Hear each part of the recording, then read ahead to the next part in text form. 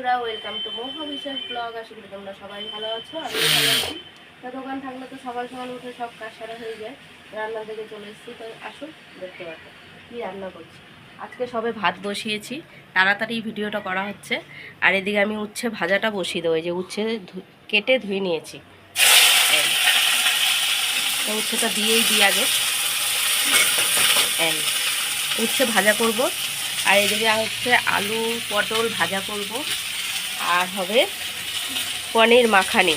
তার জন্য রসুন কুচি করে নিয়েছি, আদা কুচি করে নিয়েছি, টমেটো, কাঁচা লঙ্কা আর পেঁয়াজ এই যে এরকম করে নিয়েছি, সব ছাড়িয়ে এখনও ক্যাপসিকাম দেবো।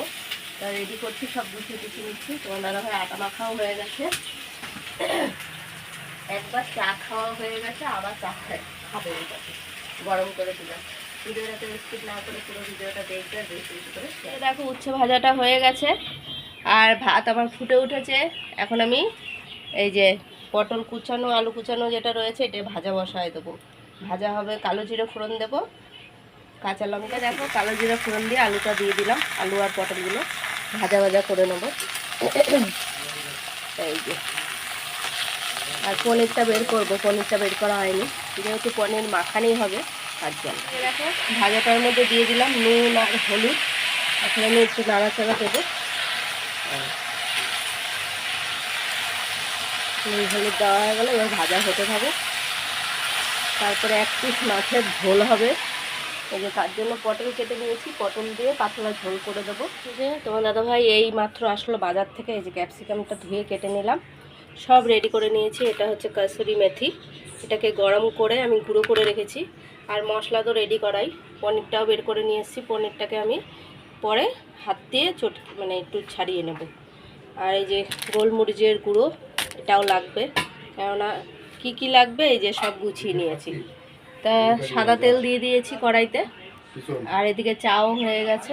চাটা আমি পাতা দিয়ে ঢাকা দিলাম, রান্না টুকিটাকি সবই হয়ে গেছে। আর এই যে তোমার দাদা ভাইয়ের ভ্যাকুম ধোয়া হলো সবে। ওটার মধ্যে ডিম আনাবো না, ওটা তো ঈশানি। তা যাই হোক, আনো। আগে রসুন আর আদাটা দিয়েছি, একটুখানি ভেজে নেব। তারপরে দেবো পেঁয়াজ আর কাঁচা লঙ্কাটা, ক্যাপসিকামটাও দিয়ে দেবো। এই যে ক্যাপসিকামটাও দিয়ে দিলাম, পেঁয়াজগুলোও দিয়ে দেবো, টমেটোটা একটু পরে দেবো, কারণ টমেটো তো গলেই যায়। সব সবজিগুলো দেওয়া হয়ে গেল, ক্যাপসিকাম, টমেটো, পেঁয়াজ, কাঁচা লঙ্কা, আদা, রসুন সব দিয়ে দিয়েছি।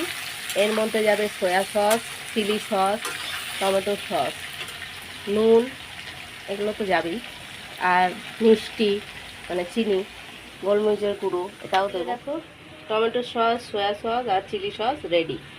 আর এই যে গোলমরিচের গুঁড়ো দিয়ে দিলাম।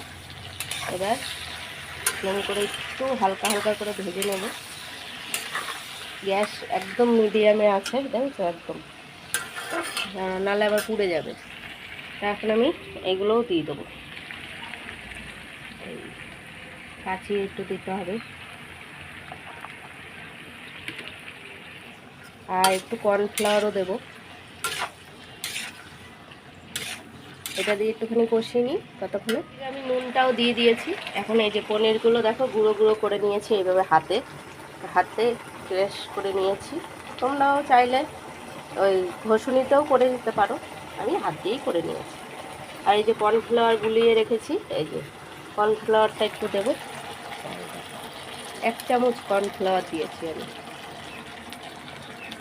তো এটা এখন এইভাবে একটু কষাতে হবে। এবার আমি পনিরগুলোও দিয়ে দেবো, আস্তে পনিরগুলোও দিয়ে দিলাম, সব দিয়ে দেবো। এই যে দেখেছো কি সুন্দর হয়েছে কালারটা। আমি এখন কসুরি মেথিটাও দিয়ে দেবো, এই যে কসুরি মেথি সবটুকুই দিয়ে দেবো। হয়ে গেল। এই পনির আনতে বেশিক্ষণ লাগে না, পনির মাখানি একদম ঝটাঝট হয়ে যায়। এবার তোমার দাদাভাইকে আমি খেতে দেবো, যেহেতু বেরিয়ে যাবে তাড়াতাড়ি।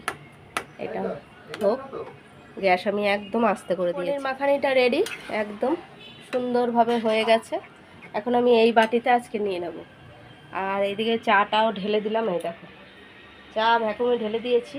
বাসন টুকিটাকি সবই মেজে নিয়ে এসেছি আজকে। আর এই যে তোমার দাদাভাই আটা, তারপরে দোকানে দুধ, চায়ের জন্য এই যে সব রেডি করা হয়ে গেছে।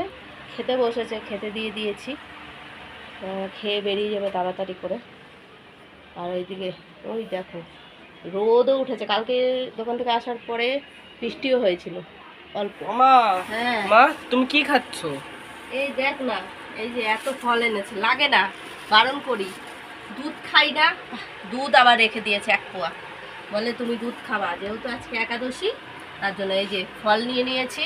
এই যে আঙুর, কলা, শশা আর হচ্ছে সবজি সিদ্ধ, সন্দুক নুন দিয়ে আর ঘি দিয়ে সিদ্ধ করে নিয়েছি, অল্প একটু ঘি দিয়েছি।